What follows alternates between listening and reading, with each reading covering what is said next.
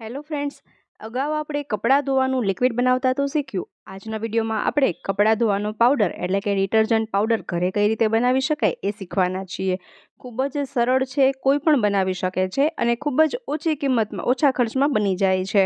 માર્કેટમાં મળતા detergent powder કરતાં ખૂબ સરસ અસરકારક આ પાવડર ઘરે જ બને છે અને કપડાં પરના ગમે તેવા મેલ દાગ દૂર કરી શકે છે. જનરલી જ્યારે આપણે કોઈ સારી કંપનીનો ડિટર્જન્ટ પાવડર માર્કેટમાં ખરીદવા જઈએ તો તે 150 કે 200 રૂપિયાનો કિલો મળતો હોય, પરંતુ આ અસરકારક ડિટર્જન્ટ પાવડર તમે ઘરે 20થી 25 રૂપિયામાં બનાવી શકો છો અને એમાં પણ આપણે બધી જ સારી ગુણવત્તાવાળી વસ્તુઓનો ઉપયોગ કરવાના છીએ.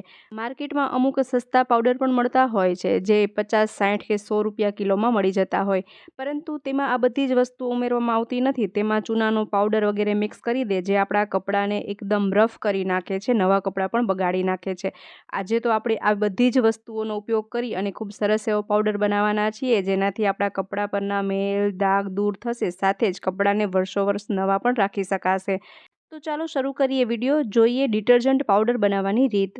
અહીં આપણે 5 કિલો ડિટર્જન્ટ પાવડર બનાવવાના છીએ. તેના માટે અહીં આપણે 1 kg વોશિંગ સોડા લઈશું, 150 ગ્રામ બેકિંગ સોડા, 250 ગ્રામ મીઠું,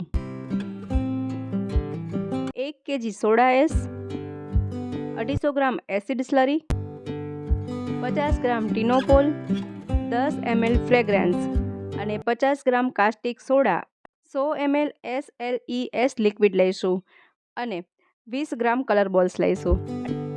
એ સિવાય 250 ગ્રામ STPP પાવડર અને 50 ગ્રામ CMC પાવડર લઈશું. આ બધા જ નામના અહીં મેં શોર્ટ ફોર્મ બતાવ્યા છે. પહેલાં આ બધી જ વસ્તુઓને સાઈડમાં રાખી દઈએ. ત્યાર પછી અહીં આપણે હેન્ડ ગ્લવ્સ અને માસ્કનો ઉપયોગ કરીશું. અમુક રસાયણો ખૂબ જ જલદ હોવાથી હાથને નુકસાન ન પહોંચે અને શ્વાસમાં પણ ન જાય એ માટે આપણે માસ્ક પણ પહેરીશું, હેન્ડ ગ્લવ્સ પહેરીશું. એ સિવાય તમે ચશ્મા પણ પહેરી શકો છો જેથી કે આ પાવડર વગેરે આંખમાં પણ ન ઉડે. ત્યાર પછી એક વાસણમાં આપણે 1 કપ જેટલું પાણી લઈશું. આ પાણીમાં 50 ગ્રામ જેટલો કાસ્ટિક સોડા ઉમેરીશું. કાસ્ટિક સોડા ખૂબ જ જલદ હોય છે તેથી ખૂબ જ સાવધાનીથી આ પાણીમાં તેને મિક્સ કરીશું. તેમજ હાથ આંખનું પણ ખૂબ ધ્યાન રાખવાનું છે. અહીં મેં તેમાં 50 ગ્રામ જેટલું કાસ્ટિક સોડા મિક્સ કરી દીધું છે. હવે તેને આપણે એક લાકડીની મદદથી આ રીતે મિક્સ કરી લઈએ. યાદ રહે કે હાથેથી તેને બિલકુલ મિક્સ કરવાનું નથી, ખૂબ જ જલદ છે, હાથ બળી પણ શકે છે. ત્યાર પછી તેમાં એસિડ સ્લરી ઉમેરીએ.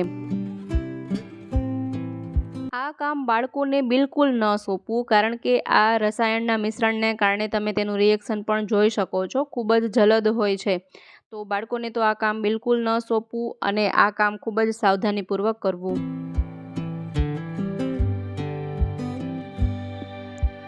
ફરીથી તેને લાકડીથી મિક્સ કરી લઈએ. જુઓ, તમે જોઈ શકો છો કે રસાયણની પ્રક્રિયાથી કઈ રીતે તેમાં રિએક્ટ થઈ રહ્યું છે. અત્યારે ખૂબ જ ગરમ છે તો તેને 10 મિનિટ સુધી ઠંડુ થવા માટે રાખી દઈએ. એ મિશ્રણ ઠંડુ થાય ત્યાં સુધી આપણે અહીં એક મોટો ટબ લીધેલો છે. હવે તેમાં 1 kg વોશિંગ સોડા ઉમેરીએ. ત્યાર પછી તેમાં 1 kg સોડા એસ ઉમેરીએ. પાવડર બનાવવા માટેની આ બેઝિક વસ્તુઓ છે. હવે તેમાં મીઠું ઉમેરીએ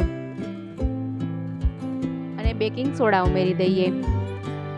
ફરીથી લાકડીની મદદથી બધી જ વસ્તુઓને સરસ રીતે મિક્સ કરી લઈએ. 10 મિનિટ થઈ જાય અને એસિડ સ્લરી થોડી ઠંડી થઈ જાય ત્યાર પછી હવે આ મિશ્રણને આ પાવડર સાથે મિક્સ કરી દઈએ. હજુ પણ તે ખૂબ જ ગરમ છે, એકદમ જલદ છે.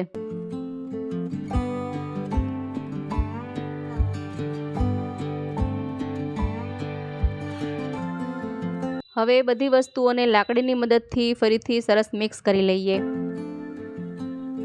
આ મિશ્રણને હાથેથી મિક્સ કરવાનું નથી, હાથમાં ઈજા થઈ શકે એમ છે. એ માટે કોઈ પણ વસ્તુ, કોઈ ધાતુથી જ તેને મિક્સ કરવાનું છે.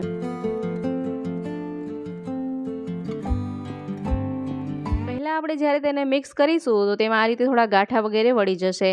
જો લાકડીથી મિક્સ કરતા ન ફાવે તો અહીં આપણે પૂરી તળવાનો જારો પણ લઈ શકાય. આપણને લેડીઝને આદત હોય રસોડાના બધા વાસણથી કામ કરવાની, તો તેનાથી આપણે ફટાફટથી તેને મિક્સ કરી શકીએ.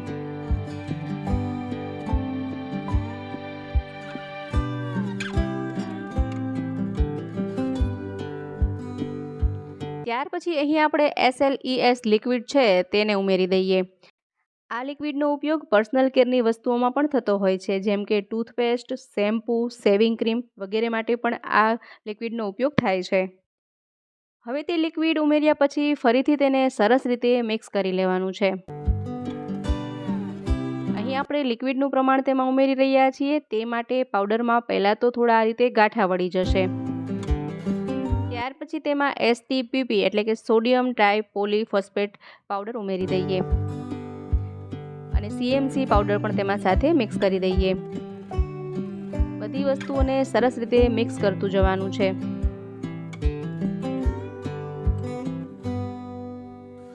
હવે તેમાં ટીનોપોલ ઉમેરી દઈએ। ટીનોપોલ પાવડરમાં વ્હાઇટનિંગ એજન્ટનું કામ કરે છે।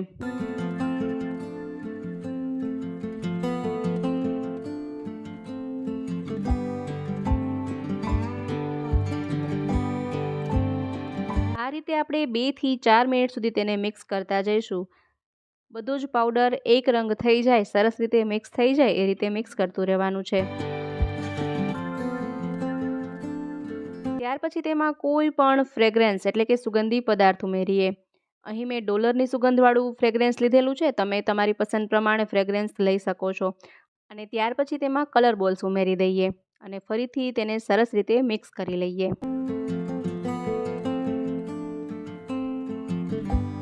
ધીમે ધીમે જે ડિટર્જન્ટ પાવડર હોય એ રીતે જ તે બની રહ્યું છે।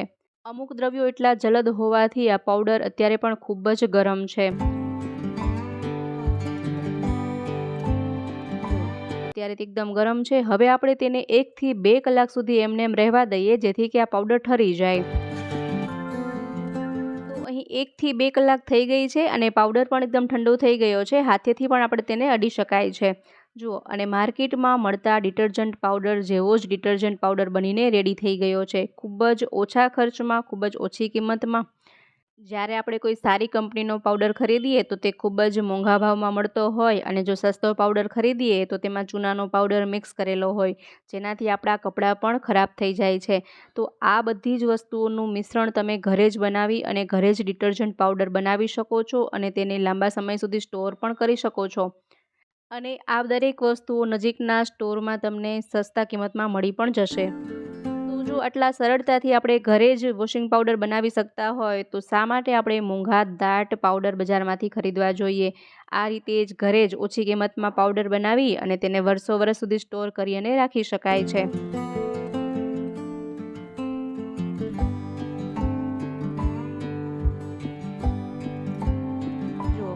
અહીં મેં 5 કિલો પાવડર બનાવીને રેડી કર્યો છે। જો ખૂબ જ ઓછી કિંમતમાં અને ખૂબ જ સરસ રિઝલ્ટ આપે એવો વોશિંગ પાવડર બનીને રેડી છે।